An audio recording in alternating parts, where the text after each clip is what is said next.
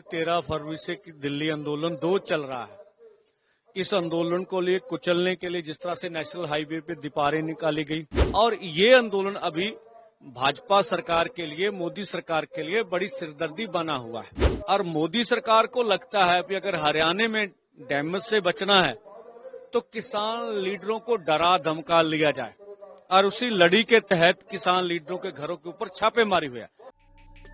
हरियाणा चुनाव से पहले एक बार फिर किसान आंदोलन शुरू होने की उम्मीद है। आज किसान आंदोलन के 200 दिन पूरे हो चुके हैं। हरियाणा में 13 फरवरी से किसान आंदोलन 2 चल रहा है, लेकिन हरियाणा चुनाव के चलते अब किसान खुले मोर्चे पर उतर आए हैं। किसान नेता सरवन सिंह पंडेर का कहना है कि किसान लीडरों पर मोदी सरकार छापेमारी करके हमें डराना चाहती है, क्योंकि उसे पता है कि हरियाणा चुनाव जीतना उसके लिए आसान नहीं होगा। हम पर खालिस्तानी होने का टैग लगाया गया। ये आंदोलन किसान मजदूरों के लिए है। ये आंदोलन देश भर में और बड़ा होगा। हम इस आंदोलन को अपनी मांगें पूरी होने तक जारी रखेंगे। हम एनआईए और सरकारी एजेंसियों से डरेंगे नहीं। 15 सितंबर को जींद में बड़ी महापंचायत होगी और उसके बाद 22 को पिपली में भी बड़ी महापंचायत होगी। सुनिए उन्होंने और क्या कुछ कहा। 13 फरवरी से दिल्ली आंदोलन 2 चल रहा है। इस आंदोलन को लिए कुचलने के लिए जिस तरह से नेशनल हाईवे पे दीवारें निकाली गई और जिस तरह से फोर्सें लगाई गई, हमारे 433 किसान जख्मी हुए, शहीद शुभकर्ण सिंह शहीद हो गया और हरियाणा में 70,000 के करीब अर्धसैनिक फोर्स लगाए गए। जो मोदी सरकार ने हमें कुचलने का काम किया, जो देश भर में इसका आप समझते बहुत बड़ा विरोध था, तो लक्षणों में बड़ा हार मिली और 400 का नारा 240 पे जा पर अटक गया। तो भाजपा सरकार तो इस मामले में बहुत दुखी है किसान लीडरशिप से कि अगर किसानों से टकराते ना तो शायद हम जीत जाते। और ये आंदोलन अभी भाजपा सरकार के लिए, मोदी सरकार के लिए बड़ी सिरदर्दी बना हुआ है।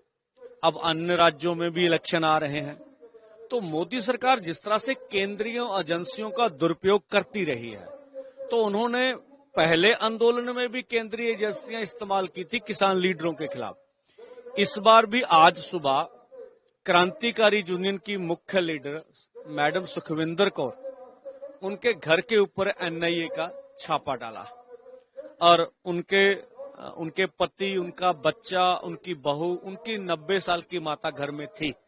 लंबे समय तक उनके घर को घेर के रखा गया। ये छापेमारी का टाइमिंग आप देखिए, कल हम लोग 200 दिन पूरे हो रहे हैं, लाखों के इकट्ठ कर रहे हैं और इसके बीच छापेमारी हो रही है।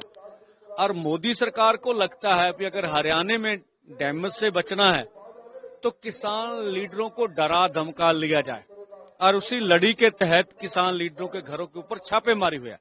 हम दोनों फोरम इस घटना की निंदा करते हैं और आने वाले समय में दोनों फोरम बातचीत करके मोदी सरकार को मुंह तोड़ जवाब भी देंगे।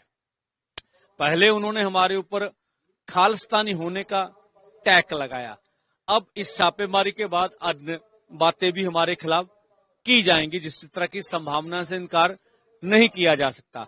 लेकिन हम देशवासियों को ये आश्वस्त करना चाहते हैं कि ये किसान मजदूरों के लिए ये आंदोलन है। हम एनआईए से, केंद्रीय एजेंसियों से डरने वाले नहीं है।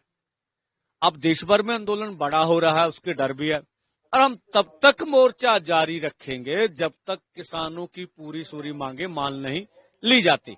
हम एनआईए से, किसी एजेंसियों से डरने वाले नहीं है, ये हमारा कहना है। आगे कोई पंचायत? हाँ, देखिए आगे हरियाणा में 15 सितंबर को जींद में बड़ी महापंचायत होगी।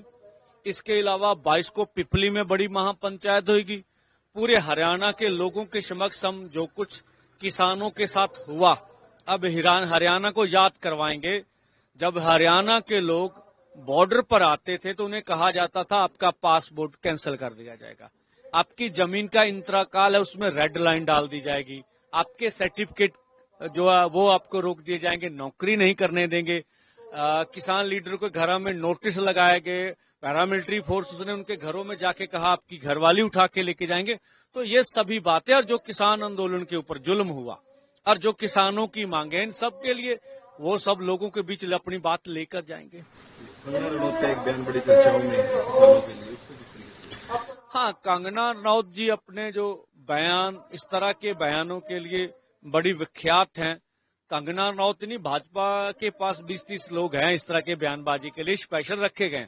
अब रवनीत बिट्टू जी भी पहले समय में इस तरह की बातें करते रहे हैं, तो अन्य लोग भी हैं, जैसे आरएसएस और संघ ने भी हमारे खिलाफ बयान दिया था कि इलेक्शन में ये बदअमनी अराजकता फैलाएंगे। वो भी आपने देखा होगा, हमारे ऊपर पहले खालिस्तान के बारे बात की गई।